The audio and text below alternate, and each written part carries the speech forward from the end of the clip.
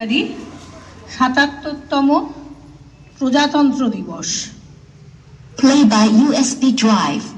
তোমরা যারা আমার সামনে আছো তারা তো সংবিধান অত বড় বড় শক্ত শক্ত শব্দ মানে কি জানি না, আসল জানো যে প্রতিটা মুহূর্তে আমাদের নিয়মে চলতে হবে।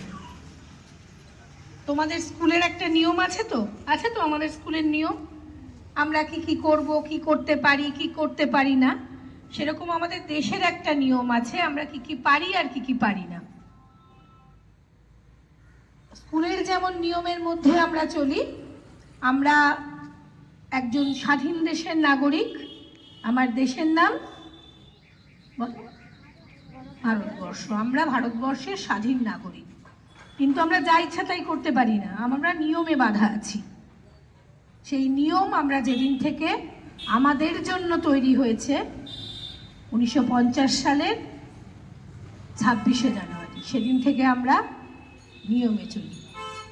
আমাদের জন্য পরবর্তীতে অনেক নিয়ম পরিবর্তিত হয়েছে, সুবিধা অনুযায়ী অসুবিধা অনুযায়ী সেই নিয়ম পরিবর্তিত হয়েছে, কিন্তু মূল যে পরিকাঠামো সেটা তৈরি হয় 1950 সালের 26শে জানুয়ারি।